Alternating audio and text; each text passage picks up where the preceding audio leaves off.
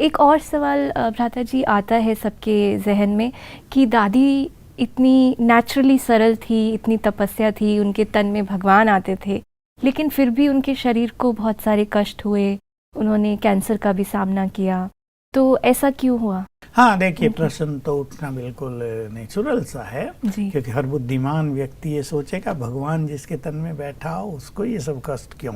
जो खुद परम पवित्र आत्मा हो, जो अति अति पुण्य आत्मा हो, उसको ये कष्ट क्यों? मेरे पास इनके उत्तर हैं। देखिए, ये महान आत्माएं सृष्टि चक्र में आदि से और अंत तक ही बड़े बड़े पदों पर रही हैं। बड़े पद माना कोई ये नौकरशाही वाले नहीं, सम्राट, महाराजा महारानी, सतयुग में तो विश्व महाराजन। तो द्वापर युग से क्या हुआ, युद्ध भी हुए हैं जी। और राजा का एक छोटा सा गलत निर्णय हजारों लोगों के लिए कष्टकारी हो गया होगा जी। तो ये जो बड़ी आत्माएं होती हैं, जैसे मान लो आज प्राइम मिनिस्टर हैं और वो कोई एक गलत निर्णय ले लेते हैं, चलो आज तो डेमोक्रेसी है, उसका विरोध भी हो सकता है, राजतंत्र में तो ये सब नहीं होता था। तो उनके किसी गलत निर्णय से अनेकों को, लाखों लोगों को कष्ट हो गया। वो प्रजा बद्दुआएं देती थी, राजा कैसा गंदा आ गया, बड़ा क्रूअल है, पता नहीं कब मरेगा। तो ये जो बद्दुआएं उनके तरफ आती थी वो मनुष्य से एंड तक जुड़ी रहती हैं, एक कारण। तो महान आत्माओं के पुण्य भी महान, तो थोड़े गलत कर्म भी महान हो गए। दूसरा एक बड़ा रहस्य जिसको बहुत लोग नहीं जानते, दादी हजारों बार ध्यान में गई है जी। एक तो 1200-1400 बार तो बाबा उनके तन में आए तब वो ध्यान में गई। इसके अलावा बहुत बार शुरू से ही ध्यान अवस्था उन्हें प्राप्त थी। तो समझ लो 5000 बार वो ध्यान में गई। और ध्यान अवस्था में आत्मा का कनेक्शन ब्रेन के सर्टेन केंद्रों से कुछ समय के लिए कट ऑफ होता है, फिर जुड़ता है। अभी कोई चीज कटे जुड़े वो वीक हो जाती है। इससे ब्रेन उनका थोड़ा वीक हो गया था।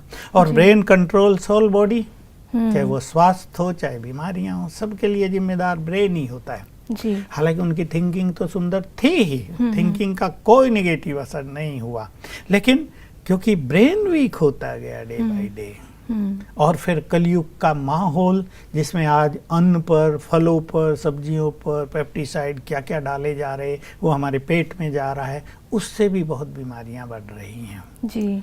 तो इन सब कारणों से उनका शरीर कमजोर हुआ। और मैं आपको एक प्रैक्टिकल बात बताऊं, शिव बाबा उनके तन में मैंने कहा हजारों बार, 1200 से 1400 बार आया है। पहले 4 घंटे बैठते थे, फिर 6, फिर 8, फिर 10, फिर 12 घंटे तो कितनी बार रहे, एक ही पोज में बैठे हैं। अब शरीर तो दादी का था ना, बैठा भगवान था जी। तो पैरों में तकलीफ हुई, गांठें बन गई जी। अब कई जगह ब्लॉकेज हो गए होंगे ना, हम समझ सकते हैं। हम तो थोड़ी देर 1 घंटा ही बैठते हैं, घंटा बैठे क्या हाल हो जाता है, चेहरे पे हाव भाव बदल जाते हैं। 10 बार पानी पीते हैं, वहाँ तो कुछ भी नहीं हो रहा था, मुश्किल से एक आधा जूस का गिलास देते थे, क्योंकि भगवान बैठा, उसको इन चीजों की जरूरत नहीं थी, लेकिन शरीर पर उसका इफेक्ट तो होता ही था। अगले दिन उनको बहुत ज्यादा रेस्ट की जरूरत होती थी। तो ये एक सटिल रीजन भी है जो उनके शरीर को कमजोर करता गया। और जब शरीर कमजोर हो जाता है तो कई निगेटिव वायरस भी अटैक करते हैं। तो ये कुछ कारण रहे हैं। बाकी इस जन्म में न उन्होंने किसी को दुख दिया होगा, न कड़वे वचन बोले होंगे, बहुत निर्मल, निश्चल, निस्वार्थ, विश्व सेवा में समर्पित, जिसको अपने लिए कुछ नहीं चाहिए, ऐसी वो महान हस्ती थी। ऐसा जैसे उन्होंने अपनी हस्ती ही मिटा दी थी। बिल्कुल अपनी और उन्हें देखो और बाबा को देखो तो कोई फर्क नजर नहीं आता। बिल्कुल। मैं एक अनुभव सुनाऊंगा आपको। मैं अजमेर में एक ज्वेलर के घर गया तो उन्होंने मुझे सुनाया कि मेरे घर में एक बड़ा ज्योतिषी कुछ बनवाने आया था।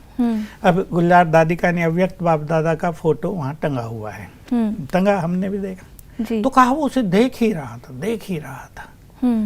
मैंने उससे पूछा कि पंडित जी क्या देख रहे हो? कहा इनके चित्र में मुझे बार बार शिवलिंग दिखाई दे रहा है। अच्छा।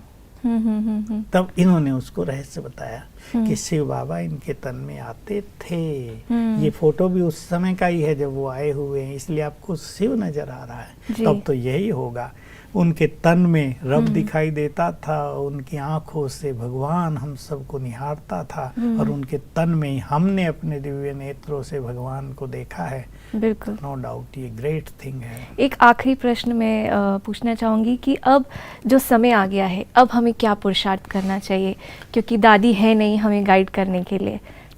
हम रोज भगवान की महावाक्य सुनते हैं जी वो गाइडेंस हमारे लिए सदा के लिए गाइडलाइन है जी, उस पर हमें चलना है। और मैं तो ये कहता हूँ किसी भी महान व्यक्ति को सच्ची श्रद्धांजलि यही होती है कि जो उन्होंने किया वो हम करें। जी जैसे निर्मल निश्चल निर्विकार वो बनी, हम भी वैसे ही बने।